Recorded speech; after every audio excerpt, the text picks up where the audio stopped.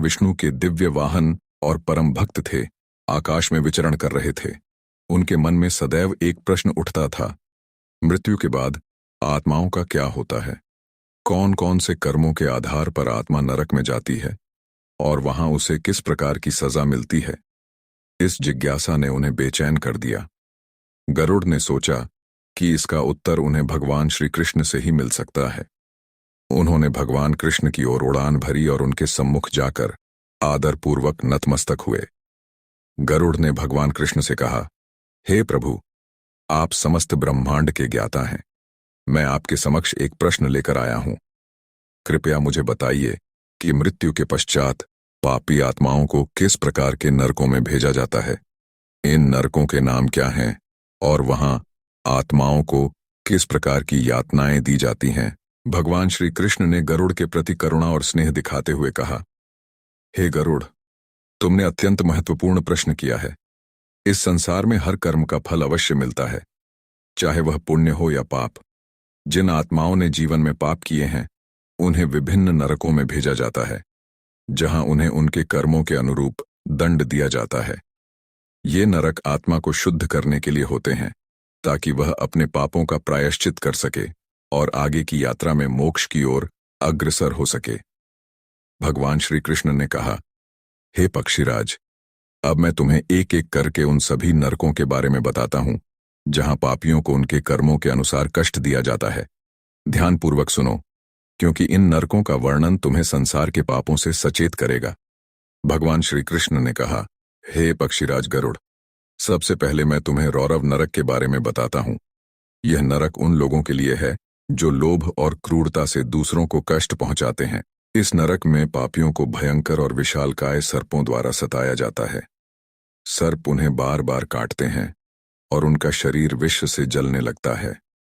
यह कष्ट पापियों की लोभ और निर्दयता का परिणाम है। वहां की पीड़ा इतनी तीव्र होती है कि पापी आत्माएं सर्पों के डसने से तड़पते हुए अपनी मुक्ति के लिए प्रार्थना करती हैं, परंतु यमदूत उनकी सुनते नहीं हैं। श्री कृष्ण ने कहा, हे गरुड़, अब मैं तुम्हें शूकरमुख नरक के बारे में बताता हूं। यह नरक उन लोगों के लिए है जिन्होंने छल कपट और धोखे से अपना जीवन जिया। जो लोग दूसरों को धोखा देकर धन, संपत्ति या प्रतिष्ठा हड़पते हैं, वे यहां आते हैं। इस नरक में पापियों को उबलते हुए कड़ाहों में डाला जाता है, जहां वे जलते रहते हैं। यह उबलता हुआ तरल उनके छलपूर्ण आचरण का प्रतीक है और उन्हें यहां अत्यधिक पीड़ा सहनी पड़ती है। श्री कृष्ण ने कहा, हे पक्षीराज, अब तामिश्र नरक के बारे में सुनो। यह नरक उन पापियों के लिए है जिन्होंने अपने ही परिवार और रिश्तेदारों के साथ विश्वासघात किया हो। ऐसे लोग जिन्होंने अपने परिवार के लोगों से धोखे से संपत्ति या अधिकार छीन लिए हों, वे यहां आते हैं। इस नरक में पापियों को घने अंधकार में बांध कर रखा जाता है और उन्हें यमदूत लगातार पीटते हैं। उनका दंड इतना भयानक होता है कि वे दर्द से चिल्लाते हैं, परंतु उनके कष्टों का अंत नहीं होता। भगवान श्री कृष्ण बोले, हे गरुड़, अब मैं तुम्हें अंधतामिश्र नरक के बारे में बताता हूं। यह नरक उन लोगों के लिए है जिन्होंने दूसरों के साथ अत्यधिक हिंसा और शोषण किया हो। ऐसे लोग जिन्होंने दूसरों के जीवन को नष्ट किया हो, वे यहां आते हैं। इस नरक में आत्माओं का शरीर विकृत हो जाता है और उनकी मानसिक अवस्था इतनी बिगड़ जाती है कि वे पागल हो जाते हैं। यह नरक अत्यधिक अंधकार से भरा हुआ है और यहां पीड़ा असीमित होती है। श्री कृष्ण ने कहा, हे पक्षीराज, अब कुंभिपाक नरक के बारे में सुनो। यह नरक उन पापियों के लिए है जिन्होंने निर्दोष प्राणियों, विशेषकर पशुओं की हत्या की हो। यहां उन्हें उबलते हुए तेल में डालकर सताया जाता है। यह उबलता हुआ तेल उनकी निर्दोष प्राणियों के प्रति की गई हिंसा का परिणाम है।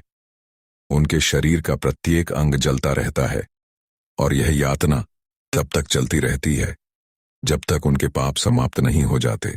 श्री कृष्ण ने कहा, हे गरुड़, अब कालसूत्र नरक का वर्णन सुनो।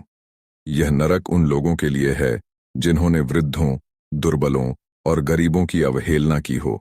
इस नरक में पापियों को जलते हुए लोहे की चादरों पर चलने के लिए बाध्य किया जाता है। उनकी पीड़ा इतनी प्रबल होती है कि उनके पैर जल जाते हैं और वे कष्ट में चिल्लाते रहते हैं।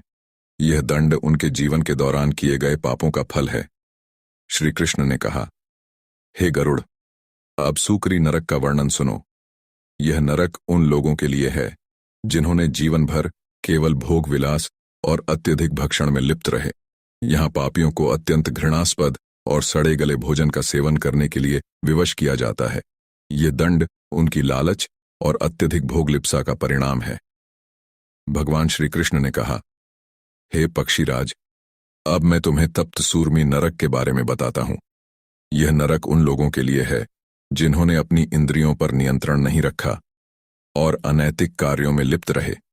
यहाँ पापियों को पिघले हुए लोहे में जलाया जाता है और जलते हुए हथियारों से उनका शरीर दागा जाता है। यह नरक अत्यंत कष्टकारी है और यहाँ की यातना उनके अधर्मपूर्ण कर्मों का परिणाम है। भगवान श्री कृष्ण ने कहा, हे गरुड़, अब वैतरणी नरक का वर्णन सुनो। यह नरक एक भयंकर नदी से भरा है जो रक्त, हड्डियों और मलमूत्र से बहती है। इस नदी में वे पापी तैरते रहते हैं जिन्होंने अपने जीवन में अत्यधिक पाप किए हों। यहाँ उन्हें असहनीय यातनाएं झेलनी पड़ती हैं और उनका कष्ट कभी समाप्त नहीं होता। यह नरक उनकी अशुद्ध सोच और पापपूर्ण कर्मों का दंड है। श्री कृष्ण बोले, हे पक्षीराज, अब मैं तुम्हें महारावरव नरक के बारे में बताता हूं। यह नरक उन लोगों के लिए है जिन्होंने दूसरों की संपत्ति या धन का हरण किया हो। यहाँ उन्हें विशाल जानवरों द्वारा सताया जाता है जो उनके भीतर के लोभ और लालच का प्रतीक होते हैं। वे जानवर पापियों के शरीर को चीरकर उन्हें असहनीय पीड़ा देते हैं। भगवान श्री कृष्ण ने कहा, हे गरुड़, अब मैं तुम्हें अवीची नरक के बारे में बताता हूं। यह नरक सबसे भयंकर नरकों में से एक है जहां उन पापियों को भेजा जाता है जिन्होंने निर्दोष लोगों की हत्या की हो। यहां आत्माओं को निरंतर पीड़ा दी जाती है और उनका कष्ट कभी समाप्त नहीं होता। भगवान श्री कृष्ण बोले, हे पक्षीराज, अब मैं तुम्हें अतिशीत नामक नरक के बारे में बताता हूं। यह नरक स्वभाव से अत्यंत शीतल है और इसका विस्तार महारौरव नरक के समान बहुत लंबा है। यहाँ गहन अंधकार व्याप्त रहता है और पापियों को असह्य ठंड सहनी पड़ती है। यमदूत इन पापियों को यहाँ बांध देते हैं और वे एक दूसरे का आलिंगन कर ठंड से बचने की कोशिश करते हैं। उनके दांत ठंड के कारण कटकटाते हैं और उनका पूरा शरीर ठंड से कांपने लगता है। इस नरक में पापियों को भूख और प्यास भी बहुत अधिक सताती है, लेकिन उनकी पीड़ा का कोई अंत नहीं होता। यहाँ की ठंडी हवाएं इतनी कठोर होती हैं कि वे शरीर की हड्डियों को तोड़ देती हैं। यहाँ के प्राणी भूख से त्रस्त होकर अपनी गलती हुई हड्डियों, मज्जा और रक्त को खाने के लिए मजबूर हो जाते हैं। यह नरक पापियों के लिए अत्यंत कष्टदायक है। भगवान श्री कृष्ण ने कहा, हे पक्षीराज गरुड़, अब मैं तुम्हें निकृंतन नरक के बारे में बताता हूं। यहाँ पापियों को लगातार घूमने वाले कुम्हार के चक्र के समान चक्रों पर खड़ा करके यातना दी जाती है। यमदूत उनके शरीर को कालसूत्र से छेदते हैं और उनका पूरा शरीर सैकड़ों भागों में टूट जाता है। फिर भी पापियों की मृत्यु नहीं होती और उनके अंग पुनः जुड़ जाते हैं। इस प्रकार यह कष्ट हजारों वर्षों तक चलता रहता है और जब उनके सारे पाप समाप्त हो जाते हैं तब कहीं जाकर उन्हें इस नरक से मुक्ति मिलती है। भगवान श्री कृष्ण ने कहा, हे पक्षीराज, अब मैं तुम्हें अप्रतिष्ठ नरक के बारे में बताता हूं। यह नरक उन पापियों के लिए है जो असंख्य पाप करते हैं। यहाँ पापियों को एक विशाल चक्र से बांधकर घुमाया जाता है और उनका शरीर निरंतर जलता रहता है। इस चक्र के घूमने से उनकी आंतें बाहर निकल आती हैं और उनकी पीड़ा असहनीय होती है। यह नरक पापियों के लिए अत्यंत दुहकदायी है। भगवान श्री कृष्ण बोले, हे गरुड़, अब असिपत्रवन नामक नरक का वर्णन सुनो। यह नरक अत्यंत भयानक है और 1000 योजन में फैला हुआ है। इसकी भूमि निरंतर अग्नि से जलती रहती है और तलवार के समान धारदार पत्तों से युक्त वृक्ष इस नरक में हैं। पापियों को जब यहाँ चलने के लिए विवश किया जाता है तो उनके ऊपर ये पत्ते गिरते हैं और उनके शरीर को काट देते हैं। यहाँ शीतस्निग्धपत्र नामक वन भी है जहाँ मांसाहारी कुत्ते विचरण करते हैं और पापियों के शरीर के टुकड़ों को खाते हैं। यहाँ का ताप और शीत दोनों ही पापियों के लिए असहनीय होते हैं। इस नरक की पीड़ा असहनीय होती है और यह पापियों को उनके क्रूर और अहंकारी कर्मों का फल है। श्री कृष्ण ने कहा, हे पक्षीराज, अब मैं तुम्हें तप्त कुंभ नरक के बारे में बताता हूं। यह नरक अत्यंत भयानक है, जहां चारों ओर उबलते हुए तेल से भरे हुए गरम गरम घड़े रखे रहते हैं। इन घड़ों में पापियों को औंधे मुंह डाल दिया जाता है। उनका शरीर इस उबलते हुए तेल में गलने लगता है और यमदूत उनके सिर, हड्डियों और मांस को नुकीले हथियारों से छेदते हैं। गिद्ध आकर पापियों के मांस को खींचते हैं और उनका कष्ट भयानक होता है। भगवान श्री कृष्ण ने कहा, हे पक्षीराज गरुड़, अब मैं तुम्हें तप्तलौह नरक के बारे में बताता हूं। यह नरक उन पापियों के लिए है जो निषिद्ध पदार्थों का व्यापार करते हैं, जैसे मदिरा या मांस का विक्रय, या जो स्वामी भक्त सेवकों का परित्याग करते हैं। इस नरक में पापियों को जलते हुए लोहे के खंडों से सताया जाता है। उनके शरीर को गर्म लोहे की पट्टियों से दागा जाता है और लगातार कष्ट दिया जाता है। यह दंड उनके जीवन के दौरान किए गए अनैतिक कर्मों का फल है। श्री कृष्ण ने कहा, हे गरुड़, अब मैं तुम्हें महाज्वाल नरक का वर्णन करता हूं। यह नरक उन लोगों के लिए है जिन्होंने वेदों का अपमान किया हो या वेद विक्रेता हो। इसके अलावा जो गुरु का अनादर करते हैं या अगम्या स्त्री के साथ सहवास करते हैं, उन्हें भी इस नरक में भेजा जाता है। यहाँ पापियों को भयंकर अग्नि में डाल दिया जाता है और वह अग्नि उन्हें निरंतर जलाती रहती है। उनका कष्ट इतना तीव्र होता है कि वे असहनीय पीड़ा में रहते हैं, और यह पीड़ा तब तक चलती रहती है जब तक उनके पापों का पूरा दंड नहीं मिल जाता। भगवान श्री कृष्ण बोले, हे पक्षीराज, अब मैं शबल नरक के बारे में बताता हूं।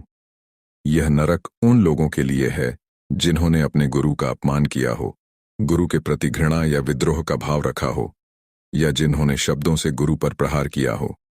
इस नरक में पापियों को असहनीय मानसिक और शारीरिक यातनाएं दी जाती हैं। उनका शरीर छिन्न भिन्न हो जाता है और पुनः जुड़ जाता है। फिर उन्हें दोबारा यातनाएं दी जाती हैं। उन पापियों के लिए है जो अपनी वीरता का अनुचित प्रदर्शन करते हैं और दूसरों को कष्ट पहुंचाते हैं। यहाँ पापियों को मस्तिष्क से लेकर पैर तक लगातार कष्ट दिया जाता है। उनका मस्तिष्क विकृत हो जाता है और वे मानसिक यातनाओं का अनुभव करते हैं। श्री कृष्ण ने कहा, हे पक्षीराज, अब मैं कृमिभक्ष नरक का वर्णन करता हूं। यह नरक उन पापियों के लिए है जिन्होंने दूसरों का अहित किया हो। यहाँ पापियों को कीड़ों द्वारा लगातार सताया जाता है और उनके शरीर को ये कीड़े खा जाते हैं। यह नरक अत्यंत कष्टदायक होता है और यहाँ का दंड कभी समाप्त नहीं होता। भगवान श्री कृष्ण बोले, हे गरुड़, अब सुनो लालाभक्ष नरक के बारे में। यह नरक उन पापियों के लिए है जिन्होंने देवताओं, ब्राह्मणों और पवित्र आत्माओं का अनादर किया हो। इस नरक में पापियों को लालाभक्ष नामक भयंकर दानव द्वारा सताया जाता है। वे उनकी हड्डियों और रक्त को चूसते हैं और पापियों की पीड़ा बढ़ती जाती है। श्री कृष्ण ने कहा, हे गरुड़, अब मैं विषंजन नरक का वर्णन करता हूं। यह नरक उन लोगों के लिए है जिन्होंने दूसरों की संपत्ति का हरण किया हो, जो दूसरों के बाग बगीचों में आग लगाते हैं या उनके परिश्रम को नष्ट करते हैं। इस नरक में पापियों को जलते हुए पदार्थों में डाल दिया जाता है और वे लगातार जलते रहते हैं। यह नरक पापियों को उनके अपहरण और नष्ट किए गए कर्मों के लिए दंडित करता है। भगवान श्री कृष्ण बोले, हे गरुड़, अब सुनो अधशीर नरक के बारे में। यह नरक उन लोगों के लिए है जो असत पात्रों से दान लेते हैं या असत कार्यों के माध्यम से जीविकोपार्जन करते हैं। इस नरक में पापियों को सिर के बल लटका दिया जाता है और उनका शरीर निरंतर कष्ट में रहता है। उनकी यातनाएं तब तक चलती हैं जब तक उनके पापों का पूरा दंड नहीं मिल जाता। श्री कृष्ण ने कहा, हे पक्षीराज, अब मैं पूयवह नरक के बारे में बताता हूं। यह नरक उन पापियों के लिए है जो मांस, मदिरा और अन्य निषिद्ध पदार्थों का व्यापार करते हैं। यहाँ पापियों को अत्यधिक घृणास्पद और सड़े हुए पदार्थ खाने के लिए विवश किया जाता है। यह नरक उनके द्वारा किए गए अत्यधिक अनैतिक व्यापार का परिणाम है। भगवान श्री कृष्ण ने कहा, हे गरुड़, अब मैं रुधिरांध नरक का वर्णन करता हूं। यह नरक उन पापियों के लिए है जिन्होंने निर्दोष प्राणियों को मारा हो, विशेषकर जो पशुओं के हत्यारे हैं। इस नरक में पापियों को खून के तालाब में डुबो दिया जाता है और उनकी आत्माएं इस घृणित दंड को सहती हैं। यह दंड उनके द्वारा जीवन में किए गए रक्तपात और हिंसा का फल है। भगवान श्री कृष्ण बोले, हे पक्षीराज, अब सुनो विडभुज नरक के बारे में। यह नरक उन पापियों के लिए है जिन्होंने छल कपट से दूसरों को विष दिया हो या धोखे से किसी को मारने का प्रयास किया हो। इस नरक में पापियों को असहनीय घृणा के साथ सड़ते हुए मल और गंदगी को खाने के लिए विवश किया जाता है। यह उनके छल कपट और हत्या के प्रयास का दंड है। श्री कृष्ण ने कहा, हे गरुड़, अब सुनो मूत्र संज्ञक नरक के बारे में। यह नरक उन लोगों के लिए है जिन्होंने अपने जीवन में अपवित्र और क्रोधित व्यवहार किया हो। इस नरक में पापियों को जलते हुए मूत्र की धारा से सताया जाता है और वे अत्यधिक कष्ट का अनुभव करते हैं। श्री कृष्ण बोले,